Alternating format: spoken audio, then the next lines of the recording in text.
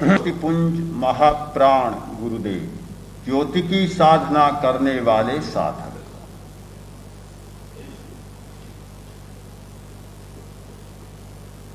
शिविर की संपन्नता पर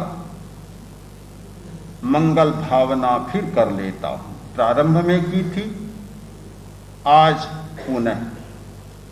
मंगलम भगवान वीरो, मंगलम गौतमो गणि, मंगलम स्थूलभद्राद्यः जैन धर्मोस्तु मंगलम, मंगलम मतिमान भिक्षु, मंगलम भारमल्लक, मंगलम राय चंद्राद्यः मंगलम तुलसी गुरु।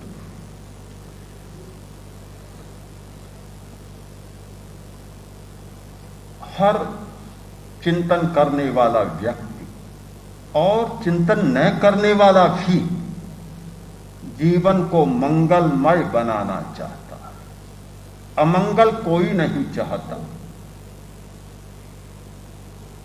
मंगल का सबसे पहला चरण है स्वास्थ्य, शरीर का मंगल,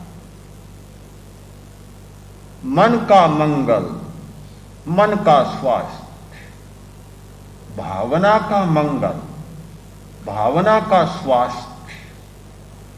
जब शारीरिक स्वास्थ्य, मानसिक स्वास्थ्य और उससे भी ज्यादा भावनात्मक स्वास्थ्य उपलब्ध होता है तो समाधि अपने आप उपलब्ध हो जाती। समाधि के लिए बहुत प्रयत्न करना जरूरी नहीं। समाधि तो हमारी स्वाभाविक अवस्था है।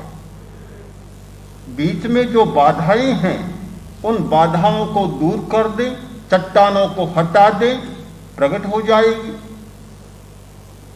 समाधि का निर्माण नहीं करना है, वह तो भीतर विद्यमान है, केवल बाधाओं को दूर करना है।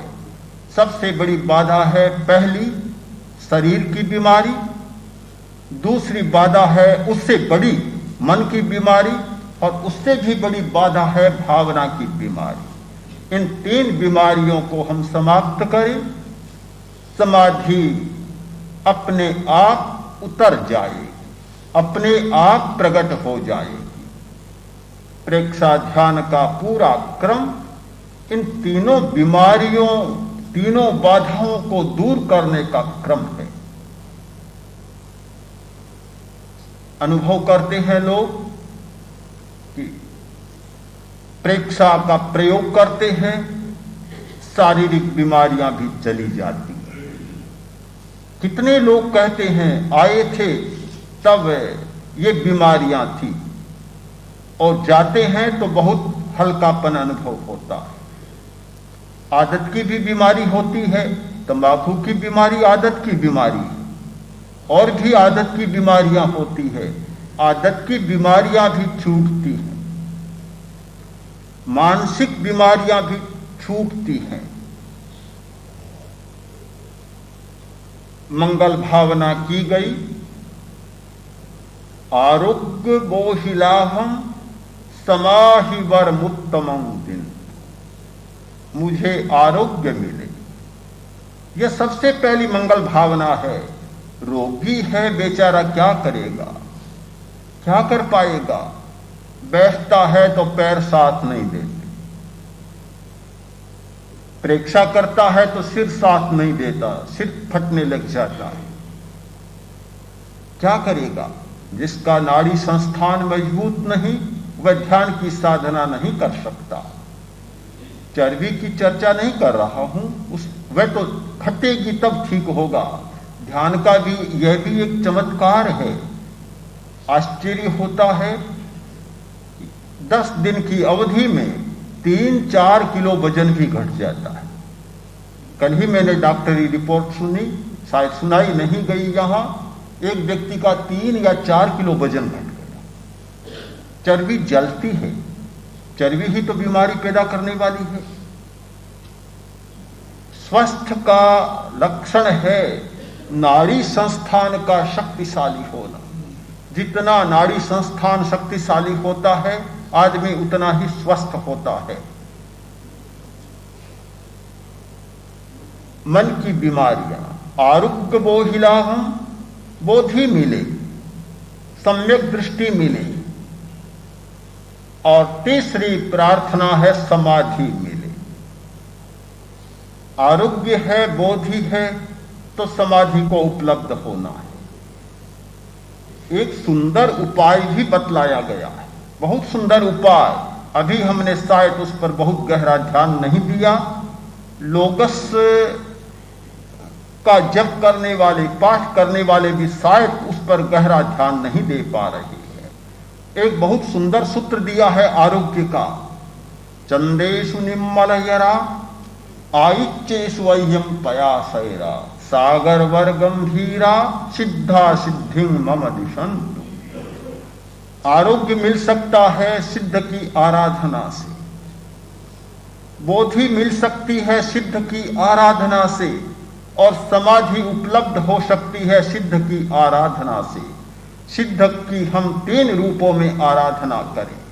एक चांद के रूप में, चंदेशु निम्मलयरा, श्वेत रंग की आराधना करें। श्वेत रंग के रूप में, निर्मल श्वेत रंग के रूप में सिद्ध की आराधना करें, उनका ध्यान करें। दूसरा, सूर्य के रंग में सिद्ध का ध्यान करें। और तीसरा, समुद्र के रंग में ध्यान करें। समुद्र का रंग नीला होता है। ये 3 वर्ण जयाचार्य ने इन तीनों रंगों का अपनी 24वीं में वर्णन किया है। और भी रंग हैं, पर इन तीनों का तो खास वर्णन किया है। नील वर्ण का, लाल वर्ण का और श्वेत वर्ण का। पश्चिम के ऑकल्ट साइंस के लोग ये मानते हैं कि नील वर्ण है, ये गेट वे है अध्यात्म का, अध्यात्म का प्रवेश द्वार है। विशुद्धि केंद्र पर नीले रंग का ध्यान किया जाता है। विशुद्धि केंद्र को, इस चैतन्य केंद्र को अध्यात्म का प्रवेश द्वार माना जाता है। नीले रंग का ध्यान, श्वेत रंग का ध्यान और लाल रंग का ध्यान। लाल रंग का ध्यान दर्शन केंद्र पर किया जाता है और श्वेत रंग का ध्यान ज्योति केंद्र पर किया जाता है। जो व्यक्ति प्रतिदिन श्वेत, लाल और नीले रंग का ध्यान करता है, वह शारीरिक स्वास्थ्य का भी अनुभव करता है। वैदिक साहित्य में संध्या का विधान है और संध्या के समय ब्रह्मा, विष्णु और शिव के ध्यान का विधान है और 3 रंगों में ध्यान करने का विधान है। यही 3 रंग, लाल, श्वेत और कृष्ण, कृष्ण का अर्थ काला नहीं किंतु नीला, इन 3 रंगों में ध्यान करने का विधान है। और उसका परिणाम बतलाया गया कि इन 3 रंगों का ध्यान करने वाला अपने स्वास्थ्य को भी प्राप्त होता है। सबसे पहली बात है स्वास्थ्य की उपलब्धि। जब शरीर का स्वास्थ्य ठीक होता है तो मानसिक स्वास्थ्य भी ठीक होता है। मानसिक स्वास्थ्य में भी बहुत बड़ी बाधा है शारीरिक स्वास्थ्य। जिसका नाड़ी संस्थान अनुकूल नहीं होता, मानसिक बीमार होगा ही, होना है उसको। तो मानसिक स्वास्थ्य के लिए नाड़ी संस्थान को स्वस्थ बनाना बहुत आवश्यक है। जितना निर्मल और जितना सक्रिय, शक्तिशाली नाड़ी संस्थान, उतना ही मानसिक स्वास्थ्य शक्तिशाली होगा। भावनात्मक गड़बड़ियां भी इन दोनों के कारण होती है। शरीर की बीमारी आदमी को चिड़चिड़ा बना देती है, क्रोध ज्यादा आने लगता है, स्वभाव बिगड़ जाता है, आदतें बिगड़ जाती है। और जब मानसिक बीमारी होती है तो सब आदतों को बिगड़ना ही है, फिर तो प्रश्न ही क्या। तो भावनात्मक बीमारी के दोनों कारण हैं। जब ये दोनों कारण ठीक होते हैं तो अपने आप भावनात्मक रोग भी ठीक होने लग जाता है। ये प्रेक्षा ध्यान की प्रक्रिया, ये कोई पारलौकिक प्रक्रिया नहीं, परलोक को सुधारने वाली प्रक्रिया नहीं है।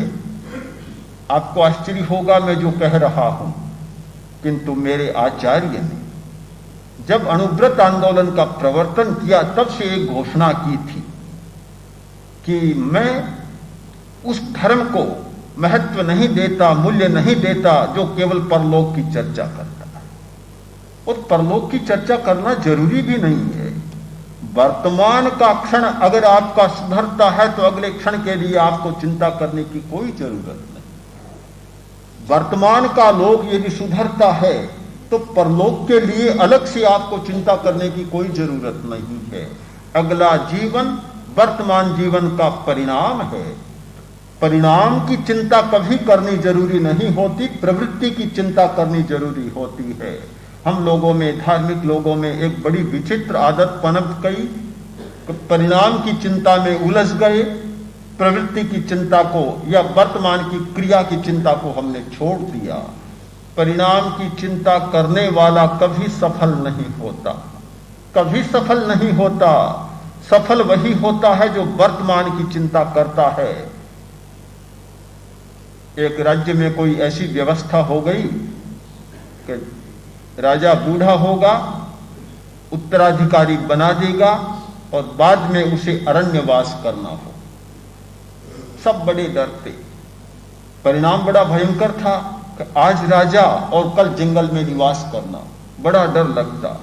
बहुत सारे डरते डरते चले गए और डर में सारी जीवन की शक्तियां पहले से समाप्त होने लग गई। वह समय तो कब आता, किंतु चिंता उस दिन हो जाती जिस दिन अभिषेक होता। अरण्यवासी पहले ही बन गए। हाँ, अरण्यवासी पहले ही बन जाते, चिंताओं से डूब जाते वे तो, और दुखी के दुखी बने रहते। राज्यत्व का कोई सुख अनुभव नहीं होता। एक बहुत कुशल राजा आया, उसने सोचा बड़ी मुसीबत है, पर सोचा कि हम 20, 30, 40 वर्ष बाद होने वाले दुख से आज भी दुखी बन जाएं तो बड़ी मुसीबत है। उसने काम शुरू किया, जंगल को सुंदर बनाना शुरू किया। करते करते एक दिन ऐसा आया कि जंगल को इतना सुखद और इतना सुंदर बना दिया कि राजप्रासाद से भी ज्यादा वह सुखदायी हो गया। अब अरण्य में जाना है, चिंता नहीं, कोई भी चिंता नहीं। जो वर्तमान की चिंता कर लेता है उसे भविष्य की चिंता नहीं होती। हम इस सूत्र को भूल गए थे, किंतु आचार्यवर ने वह सूत्र दिया। इसलिए मैं भविष्य की चिंता के लिए आपको नहीं कह रहा हूं। प्रेक्षा ध्यान की पूरी प्रक्रिया ये वर्तमान का चिंतन है।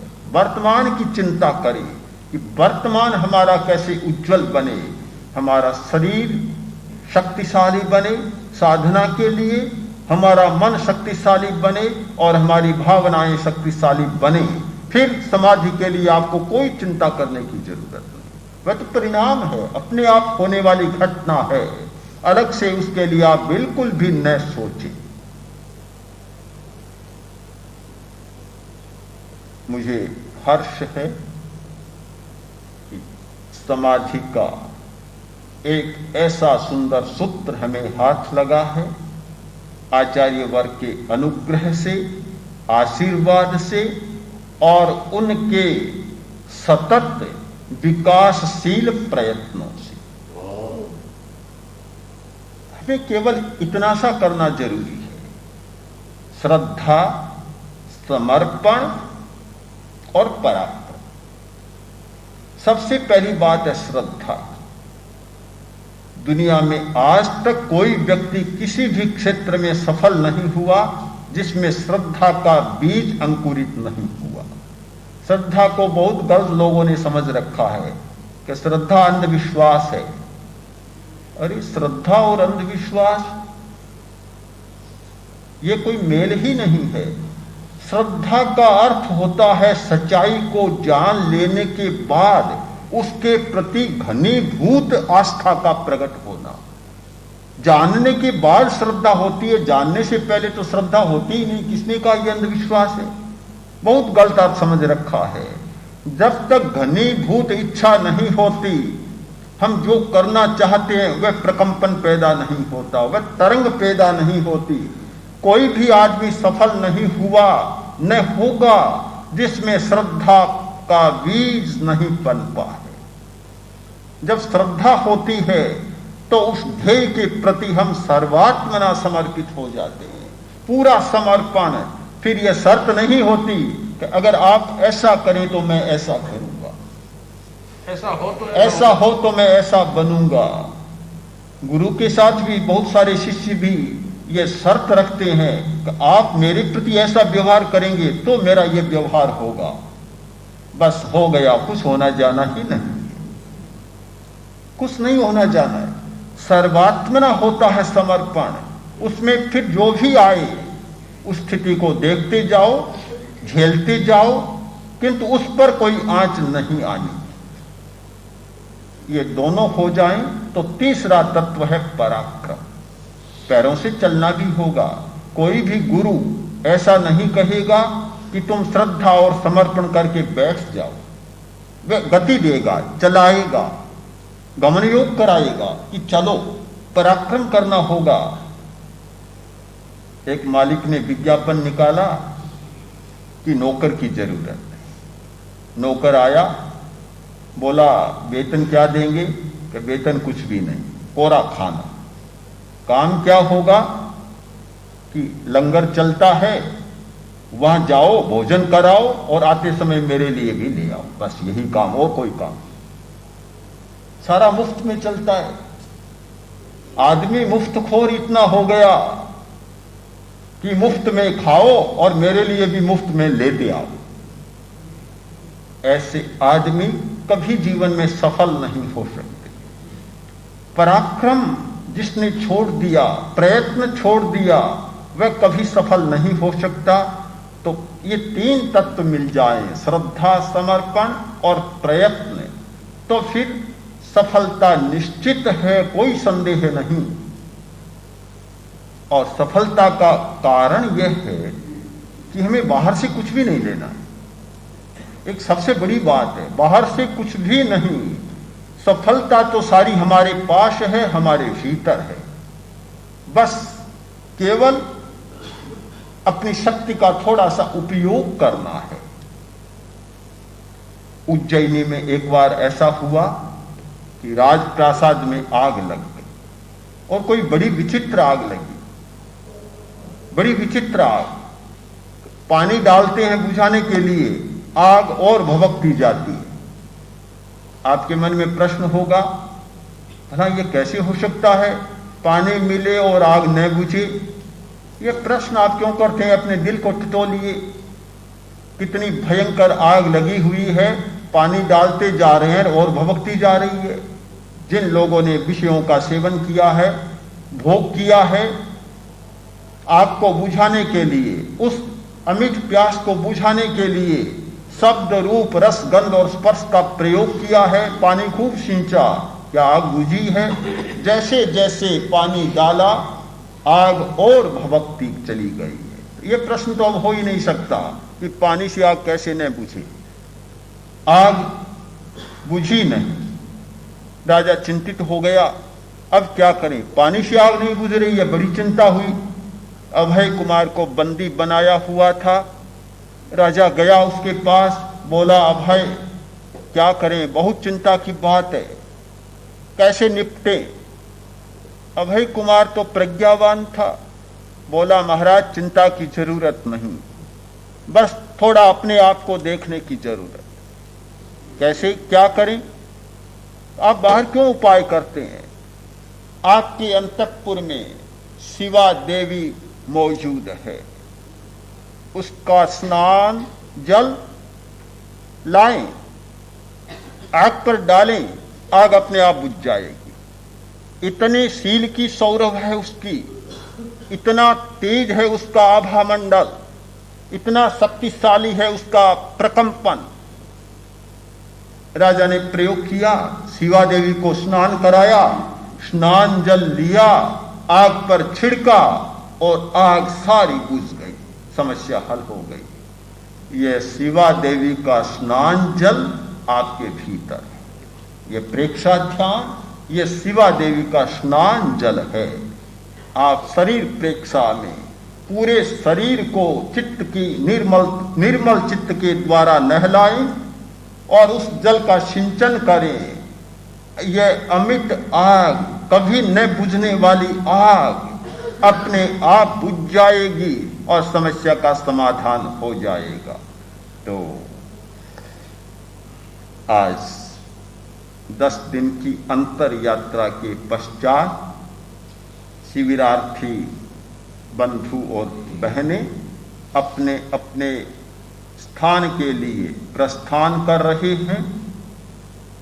प्रस्थान के समय वे इस बात को न भूलेंगे और अपने स्थान पर जाने के पश्चात भी इस बात को न भूलेंगे। इतने दिन हमारा घर था ये पार्थिव, मिट्टी, चूना, ईंटों, पत्थरों से बना हुआ। अब हमने एक दूसरा घर और बना लिया, वह है प्रज्ञा का घर, प्रज्ञा प्रदीप। यह भी हमारा घर बन गया, एक बहिर्जगत का घर और अब दूसरा बन गया है अंतर जगत का घर। बस अंतर जगत के घर को कभी न भूलें। मैं तो चाहता हूं कि एक बिंदु यह आए कि यह तो वास्तव में घर बन जाए और वह आपके लिए रैन बसेरा बन जाए। यह तो सदा रहने का घर बने और पंछी को कभी कभी उड़ना पड़ता है चूगा पानी के लिए, तो वह आकाश की यात्रा करता है और जब विश्राम लेना होता है तो नीड़ में आ जाता है। यह तुलसी अध्यात्म नीरम आपका विश्राम स्थल बने, आपका घर बने और वह आपका चुगा पानी का काम रहे, जीवन यात्रा को चलाने का काम रहे कि जब जरूरी हो जीवन यात्रा चलाने के लिए आप जाएं तो कौन रोकेगा। किंतु जब देखते हैं कि जीवन यात्रा चल रही है ठीक और अब विश्राम करना है तो फिर नीड़ की ही शरण लेनी है। और नीड़म के आसपास की चूगा पानी मिल जाए तो हाँ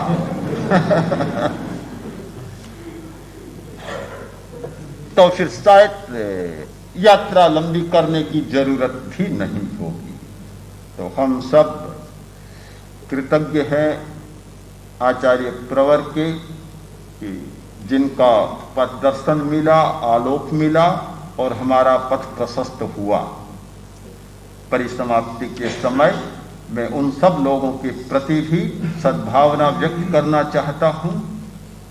जो शिविरार्थी हैं वे तो हैं ही जिन्होंने साधना का अभ्यास किया, किंतु ऐसे भी लोग हैं जिन्होंने समय समय पर आकर और साधना के प्रति अपनी भावना अभिव्यक्त और उसमें रस लिया, बड़ा आकर्षण दिखलाया।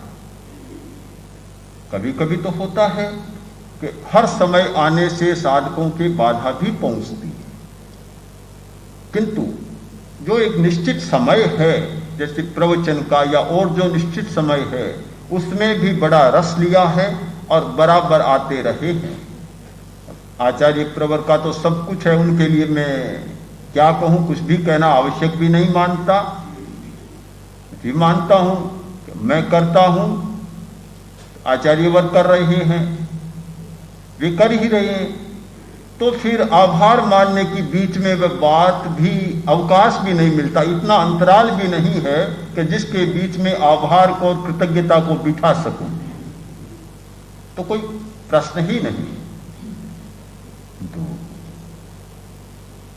इतनी कड़ी धूप में आचार्यवर का निरंतर आना उस शक्ति को और अधिक प्रगुणित करना, मल्टीप्लाई करने जैसी बात हो जाती। इस समय मुझे यह भी याद आती है कि साध्वी प्रमुखा और अन्य साध्वियों को शायद और अधिक धूप का सामना करना पड़ा, किंतु निरंतर एक साधना के प्रति लगाव और रस का ही परिणाम है कि स्थिति में आ सकते हैं। नहीं तो बहाने तो बहुत हैं, इतनी तेज धूप है, इतने पैर चलते हैं, कैसे जाएं हम। बहाना की दुनिया है, बहानों की तो कोई कमी नहीं है, जब चाहे तब बहाना बना सकते हैं। किंतु जब अंतर का रस जागता है तो फिर बहाना होता ही नहीं, अवरोध भी समाप्त हो जाता है। तो यह कुल मिलाकर सब लोगों का सद्भाव, सबकी साधना के प्रति अभिरुचि और सबका आकर्षण एक ऐसा शक्तिशाली वातावरण बना रहा है। आज ही मैं सुन रहा था कि बहन कहती है अगले शिविर में मुझे भाग लेना। होड़ सी हो गई अब तो एक ऐसा हो गया किसी को प्रेरणा देने की भी जरूरत नहीं है, जरूरत नहीं है। भाई कुछ नहीं बोल सके। मालचंद जी भंसाली का अनुभव मुझे संतों ने बताया और फिर स्वयं ही उन्होंने कहा, शब्दों में शायद आपको थोड़ा अटपटा लगी, किंतु अंतरात्मा की आवाज वैसे बहुत सेवा करने वाले, बहुत श्रद्धालु व्यक्ति हैं बालचंद जी। 70 वर्ष की उम्र है और सदा धर्म संघ और संतों की सेवा करते रहे हैं। उन्होंने इस शब्द में कहा कि मैंने 70 वर्ष फालतू गंवाए। इसका गलत अर्थ न माने। उनका तात्पर्य यह था कि माला भी जपता तो चित्त भटकता रहता, जो कुछ करता चित्त जमता ही नहीं। अब स्थिति यह बन गई कि माला जपता हूं तो सामने वही दिखाई देता है जो कि जपना है। इतना एक परिवर्तन अनुभव कर रहा हूं, इसलिए मैं सोचता हूं कि मुझे ये पहले ही मिल जाती है प्रक्रिया तो न जाने आज कितना आगे बढ़ जाता। ये एक व्यक्ति का अनुभव नहीं, न जाने कितने लोगों का अनुभव है। तो हम बहुत सौभाग्यशाली हैं कि इस मानसिक समस्या से जटिल युग में, इस चंचलता और विक्षेप प्रधान युग में, इस पागलपन के युग में एक ऐसा मार्गदर्शन आचार्य वर ने दिया कि हम अपने भाग्य की यदि हजारों हजारों बार प्रशंसा करें तो भी कोई अतिरंजना नहीं। के लाभ के लिए लालायित उत्सुक साधक गण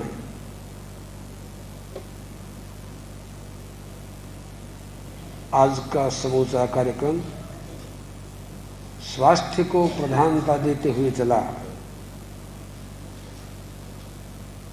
और ये सही बात है कि स्वास्थ्य नहीं तो कुछ नहीं। स्वास्थ्य एक ऐसा शब्द है जिसमें शारीरिक, मानसिक, आध्यात्मिक तीनों का समावेश होता है। शारीरिक स्वास्थ्य निरोगता, मानसिक आध्यात्मिक स्वास्थ्य अपने आप में रमन करना, स्वस्थ है, स्वस्मिन् तिष्ठति, स्वस्थ है, जो अपने आप में रहता है उसको हम स्वस्थ कहते हैं, स्वस्थ है। तो स्वास्थ्य शब्द में कोई बाकी बचता नहीं है। मैं तो कहता हूं स्वास्थ्य धर्म है, स्वास्थ्य साधना है, स्वास्थ्य अध्यात्म है, स्वास्थ्य सिद्धि है।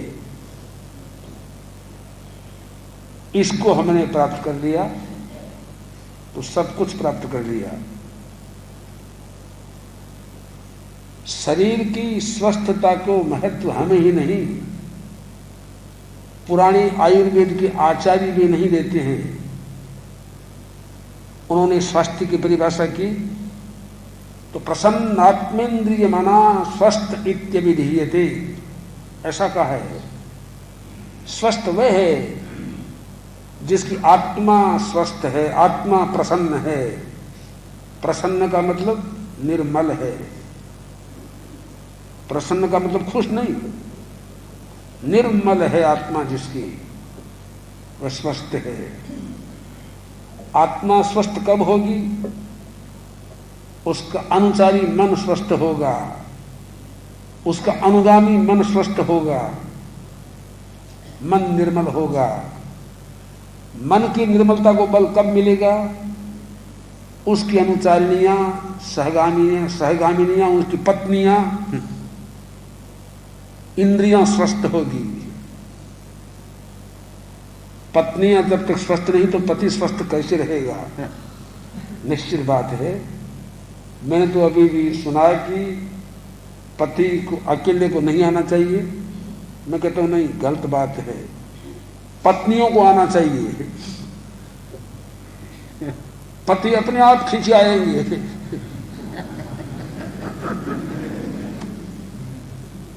क्योंकि वो देखेंगे कि पत्नियां इतनी स्वस्थ और इतनी प्रसन्न है, उनमें स्वयं स्पर्धा लगेगी। उस स्पर्धा का संतुलन करने के लिए उन्हें अवश्य आना पड़ेगा। भले कई के 3 वचनों को मद्देनजर रख के आए, किसी रूप में आना पड़ेगा।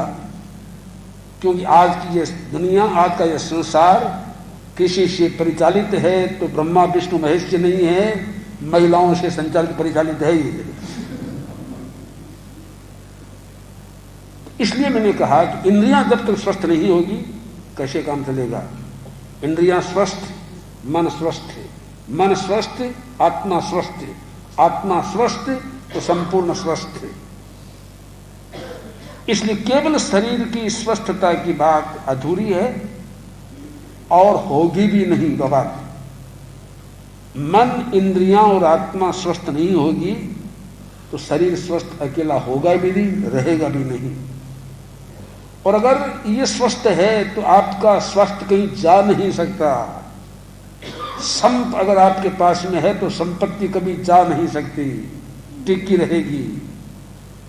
लक्ष्मी ने कहा कि मैं चली जा रही हूं, आई थी मैं चली जा रही हूं, तो बड़ी चिंता होगी, लक्ष्मी जा रही है। लक्ष्मी चली जाए पीछे क्या रहे? दारिद्र्य रहे। दारिद्र्य को कोई चाहता नहीं। शेर चिंतातुर हो गया, इसको कैसे रखें?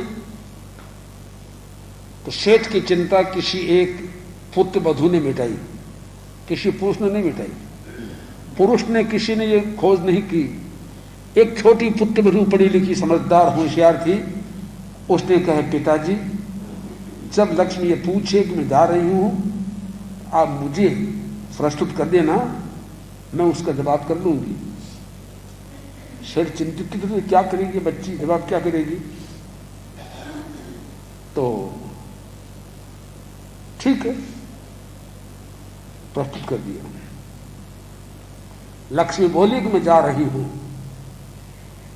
तो शेठ ने पुत्र वधू को लाके खड़ा कर दिया। पधारो।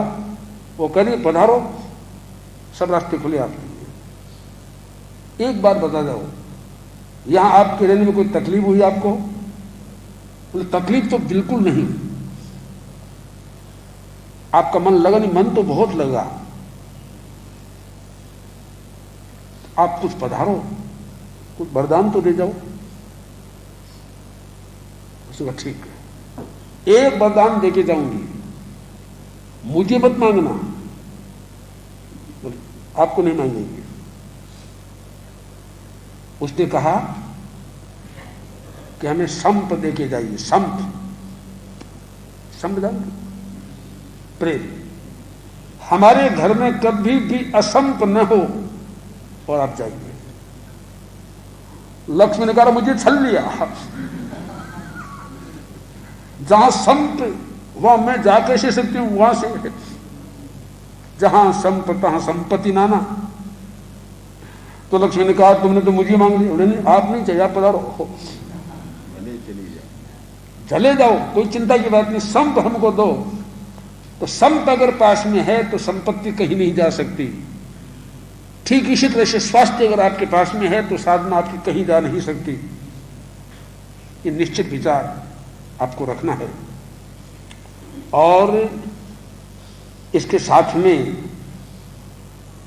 मैं समझता हूं कि अनुव्रत आंदोलन का जब से हमने परिवर्तन किया, संचालन किया, तब से जैसा कि हमारे युवाचार्य जी ने कहा, हमारी भावना यही थी कि धर्म तो लड़खड़ा रहा है, मर मर के जी रहा है।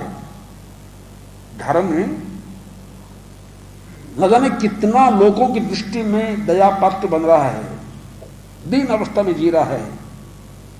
उस धर्म को हम इस अवस्था में देखना नहीं चाहते, उसका पुनरुद्धार करना चाहिए और धर्म क्रांति करनी चाहिए।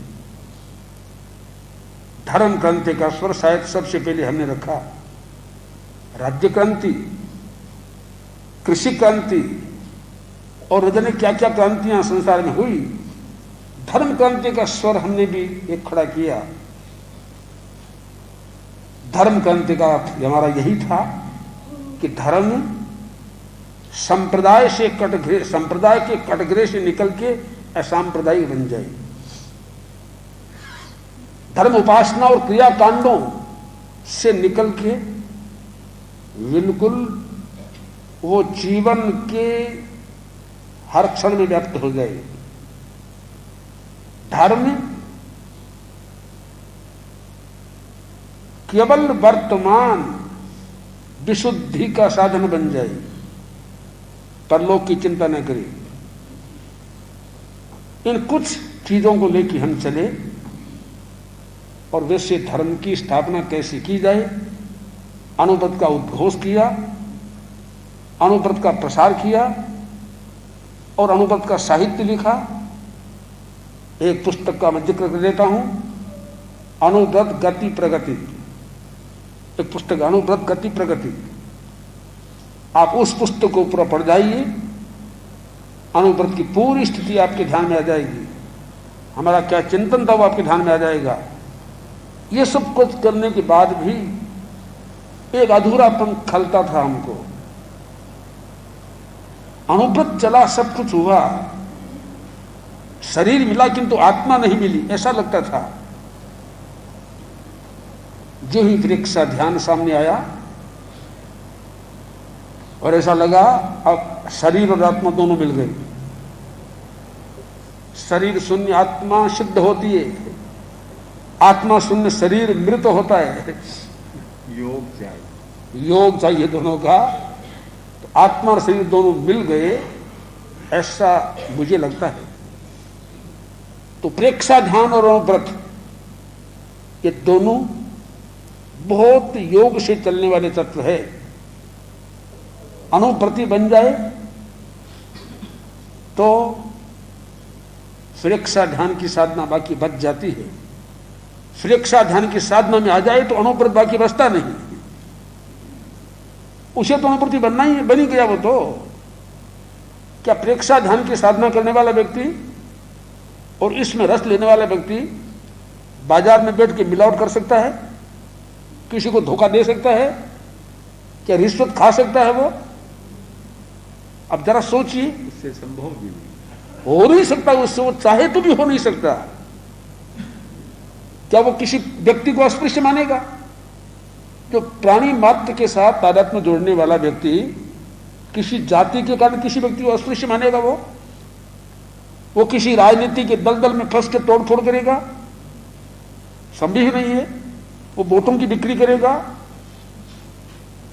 वो कन्या और वर का विक्रय करेगा, दहेज की बड़ी बड़ी लंबी चौड़ी मांग करेगा और वह मादक शराब और मांस जैसी वस्तु में मस्त होकर अपने आप को बर्बाद करेगा? कभी संभव नहीं है। तो प्रेक्षा ध्यान की साधना में जो व्यक्ति आ गया वो आ ही गया। उसको अनुव्रति बनने के लिए हमें कहने की जरूरत नहीं है, किंतु अनुव्रति बनाते वहां कुछ बाकी बच जाता था। इसलिए बहुत प्रसन्नता इस बात की हुई है कि दोनों का संगम, दोनों का योग होने से एक पूरा क्रम हमारा बन गया है। और मुझे पूरा विश्वास हो गया है अब धर्म उस दड़खड़ाती अवस्था में नहीं रहेगा, सड़ी गली अवस्था में नहीं रहेगा, रूढ़ियों का पुलंदा मत नहीं रहेगा। धर्म जागृत, जीवित, चेतनामय, जागृतिमय, एक ज्योतिर्मय धर्म बन के बन के और वास्तव में संसार को एक बहुत बड़ी देन शांति का संदेश देगा। किंतु एक ही बात बाकी रही है, ये सब कुछ तो है किंतु प्रायोगिक, ये भी हमारा चिंतन था। धर्म प्रायोगिक हो, धर्म सुनने की वस्तु नहीं, केवल बोलने की वस्तु नहीं, समझने की वस्तु नहीं, रटने की वस्तु नहीं, किंतु प्रयोग करने की वस्तु हो। विज्ञान से बिल्कुल सम्मत है, विज्ञान प्रयोग के बिना किसी बात को मानता नहीं। हमारा धर्म कहता है कि धर्म अगर सही है तो आप जीवन में प्रयोग करो, अगर जीवन में प्रयोग नहीं हो सकता, प्रयोग में खरा नहीं उतर सकता, तो या तो धर्म गलत है और या प्रयोग करने वाला गलत है कोई न कोई। धर्म किया और शांति नहीं मिली तो या तो धर्म के बदले अधर्म किया है या करने वाला कोई गलत है। इस दृष्टि से मैं मानता हूं ये धर्म का स्वरूप हमारे सामने आया है और इसमें मैं तो किसी को धन्यवाद दूं, आभार व्यक्त करूं, जरूरत नहीं है। मैं ये भी जरूरी नहीं समझता कि मुझे कोई आभार दे। किसको कौन आभार दे? अपने आप को आभार देना तो कोई काम की बात नहीं है। जब मैंने इनको साधना के लिए कहा, आपको शायद ज्ञात नहीं है, कुछ वर्षों पहले इन्होंने कहा कि मुझे आप एक आज्ञा दीजिए कि मैं एक कम से कम 10 महीने का पूरा प्रयोग करना चाहता हूं। मैंने तत्काल कहा कि तुम प्रयोग करो, और वो तुम नहीं, वो प्रयोग मैं ही कर रहा हूं। आचार्य श्री ने जब मैंने प्रयोग शुरू किया, मैं लाजनू था, आचार्य वर्ष सुजानगढ़ थे। तो जिस समय प्रातः काल प्रयोग हो रहा, उसी समय मेरे पास एक पत्र पहुंचता है। उसमें एक शब्द मुख्य जो आपके सामने रख रहा हूं कि यह प्रयोग तुम्हारा प्रयोग नहीं, यह मेरा प्रयोग। यह प्रयोग तुम्हारा नहीं, हमारे पूरे धर्म संघ का प्रयोग। इससे पूरा धर्म संघ लाभान्वित। उसमें महाप्रज्ञ नहीं थे, युवाचार्य भी नहीं थे, अल्पप्रज्ञ भी नहीं थे। उस समय की बात है ये। अब इसलिए कौन किसको आभार दे, कौन किसकी कृतज्ञता ज्ञापित करे, तो सब औपचारिक बातें हैं। किंतु एक ही बात है, अब भी हमें इस पक्ष को बहुत उजागर करना है। और अब हमने बाहर तो कुछ किया थोड़ा थोड़ा, अभी तक हमारा अंतरंग, हमारा अंतर घर जो है उसको अधिक प्रभावित करना है। जब तक हम अपने अंतरंग घर को अधिक प्रभावित नहीं कर सकेंगे, तब तक बाहर में इतना फैलाव करना कठिन पड़ेगा, कठिनाइयां होगी। इसलिए उसमें भी और बाहर जगत में भी काफी काम करना है।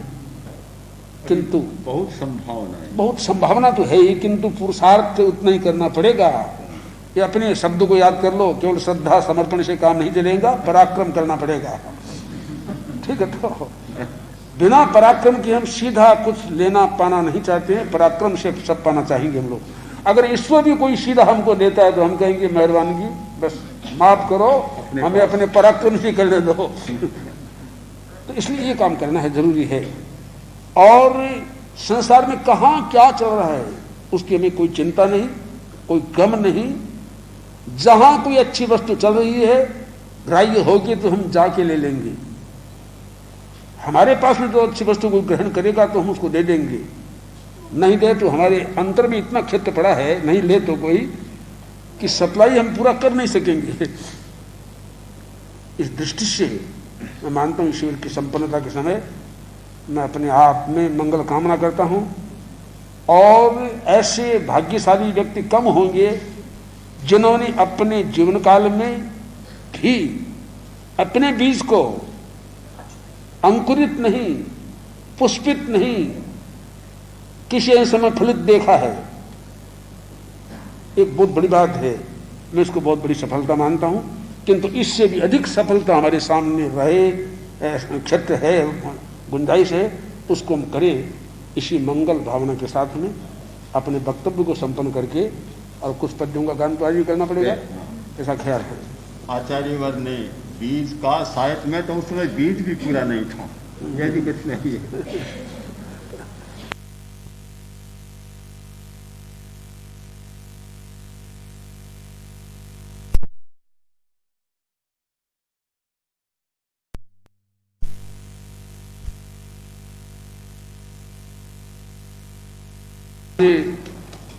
इन रंगों का विवेचन किया जयाचार्यकृत 24 में रंगों का कहाँ कहाँ उल्लेख है, उसका संज्ञान मैं आपका देता हूँ आपके सामने।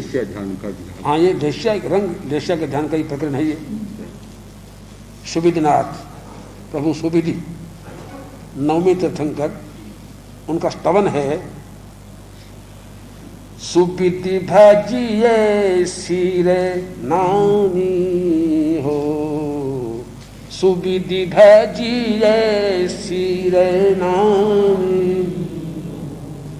श्वेत वर्ण प्रभु शोभता बारू बाण अमामी हो, श्वेत वर्ण प्रभु शोभता बारू बाण अमामी। उपशम रस गुण आगली, उपशम रस गुण आगली, मेटन भव भव खामी हो, मेटन भव भव खामी हो। सुविधि भजिए सिरे नामी, सुविधि भजिए सिरे नामी हो। ये श्वेत वर्ण का है। एक लाल वर्ण। अब चलिए आप 12वें वासुपुत्र जी प्रभु के पास चले हम लोग। वहां क्या आता है?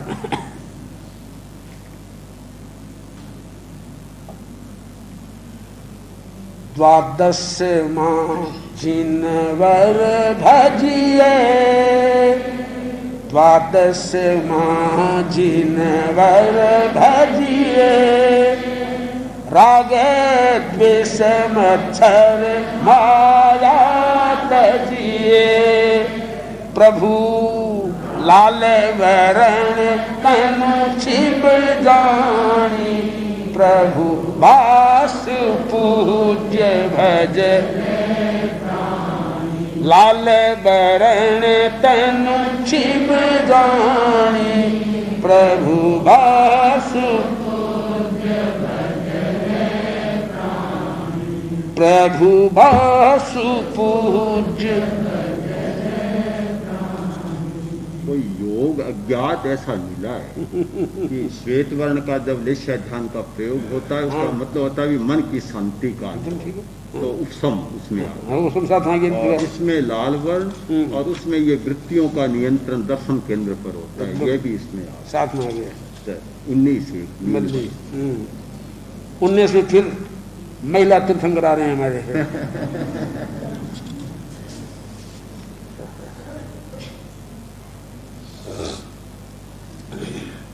नील वर्ण का विवेचन आया।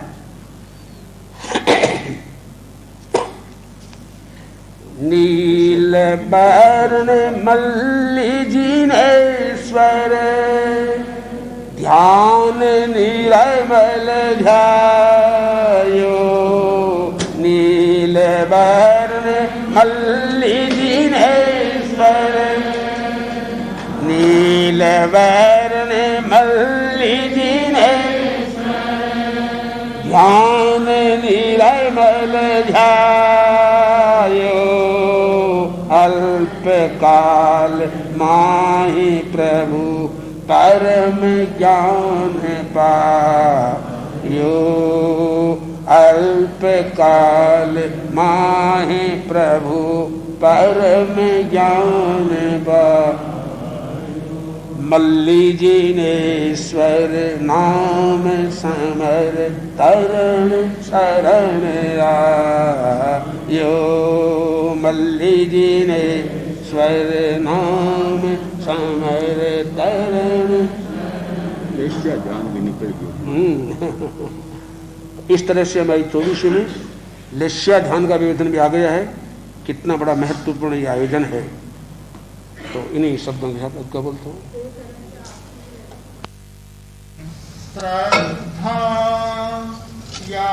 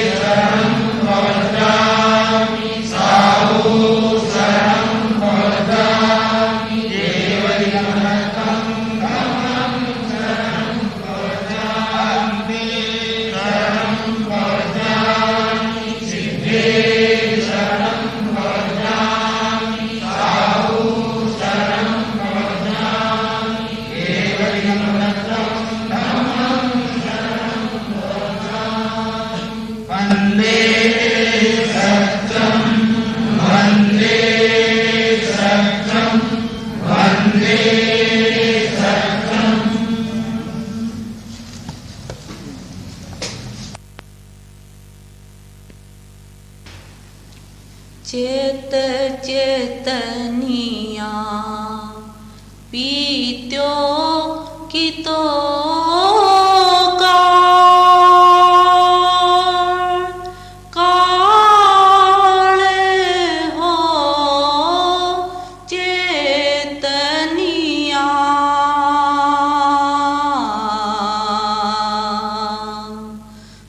पर दर्शन तज निज रो रूप पिछाण ले जियड़ा पर दर्शन तज निज रो रूप पिछाण ले जियड़ा सुन्या आज तक भांत भांत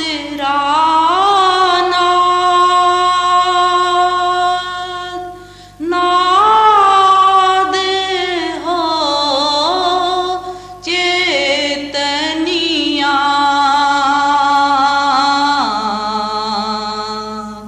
पण कानन तृप्ति हुई न लिगार है जियड़ा पण कानन तृप्ति हुई न लिगार है जियड़ा छोड़ पराई निंदा चुगली आज हो चेतनिया अब आत्मारा सुन ले गीत सुहावना जियड़ा अब आत्मारा सुन ले गीत सुहावना जियड़ा निरख्या अब तक घना सुरंगा रूप रूप हो चेतनिया अब अंतर रो वैभव निज झांक ले जियड़ा अब अंतर रो वैभव निज झांक ले जियड़ा गंध सुगंध पदार्थ बहु जग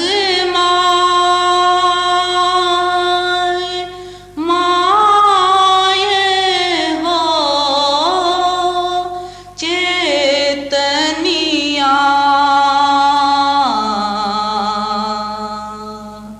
कोई अनुपम सुर भीरी अब तक लाल सा जियड़ा कोई अनुपम सुर भीरी अब तक लाल सा जियड़ा चख्या आज तक भांत भांत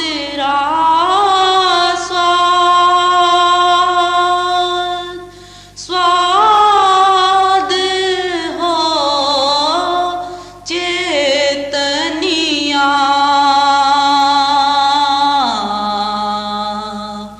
पण रसना रस प्यासी ज्यों की त्यों रही जियड़ा पण रसना रस प्यासी ज्यों की त्यों रही जियड़ा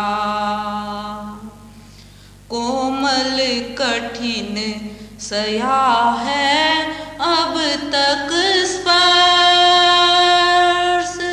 स्पर्श हो चेतनिया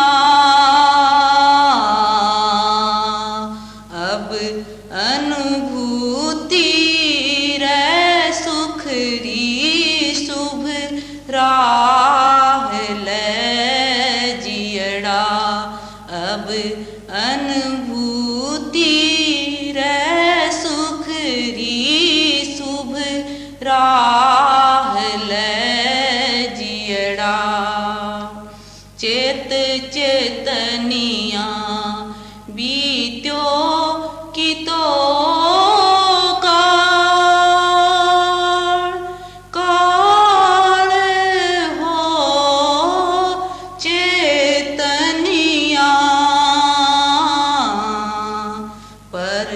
दर्शन तज निजरो रूप पिछाण ले जियड़ा प्रभु तेरे दर्श बिना यह जिया तड़फत है दीन रैन प्रभु तेरे दर्श बिना यह जिया तड़फत है दीन रैन डगर डगर तुम को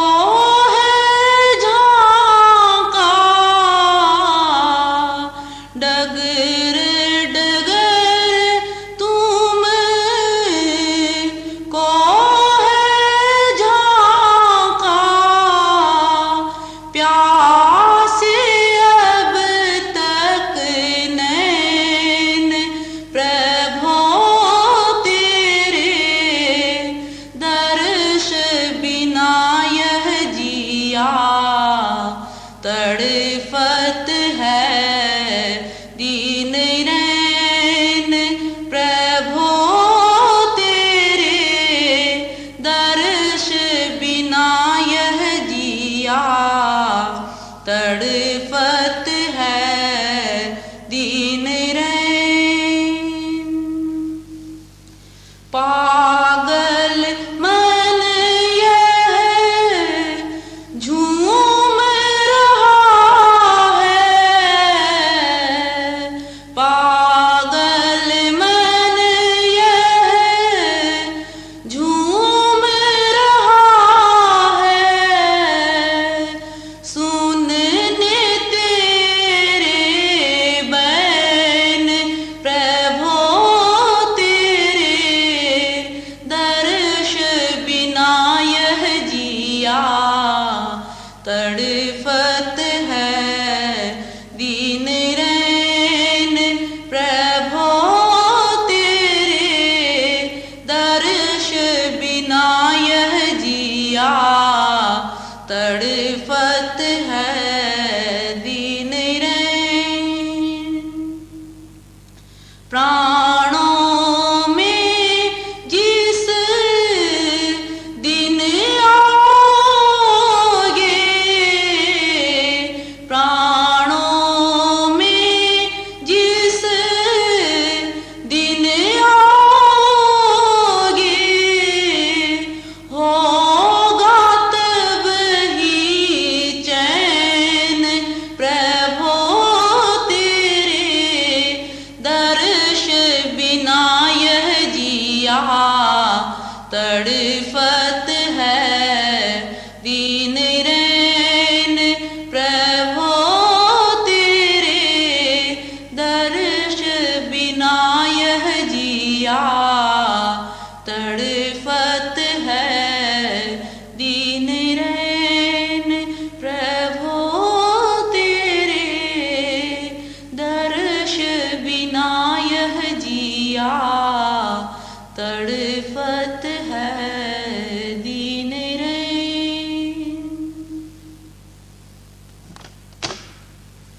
मारी आत्मा रो दीवलो कद जलसी मारी साधना रो वीर वो कद फलसी मारी आत्मा रो दी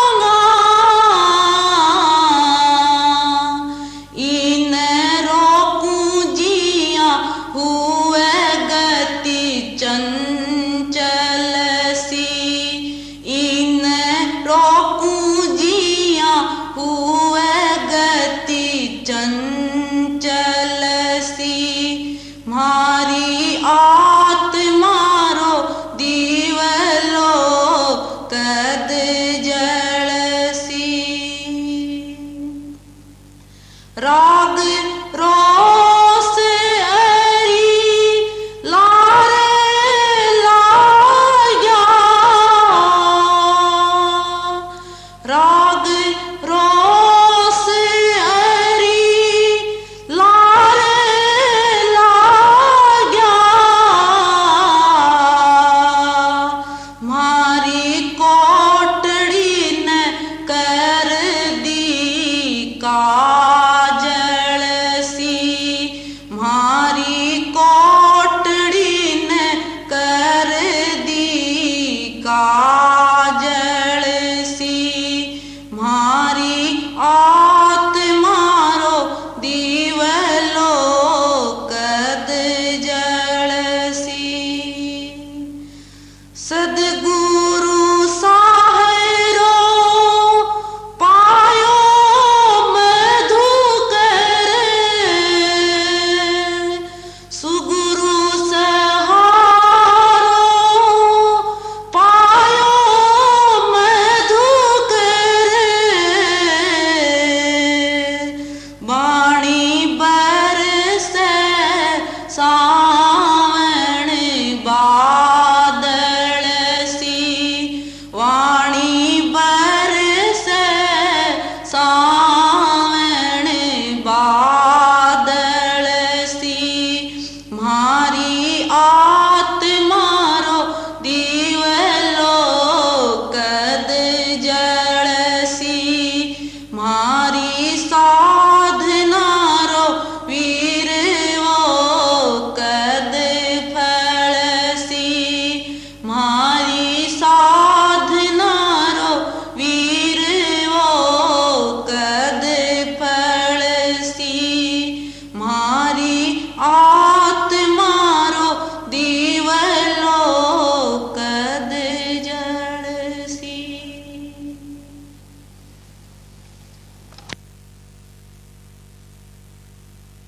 तन क्यों पर घर जावे, बाहर मन डोलल चावे, अपनी आत्मा में कर ले वास तू रे चेतन, अपने ही घर रो रखवी श्वास तू,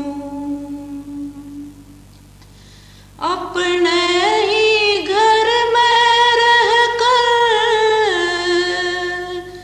नर शोभा पावे रे, नर शोभा पावे रे, दर दर जो फिर तो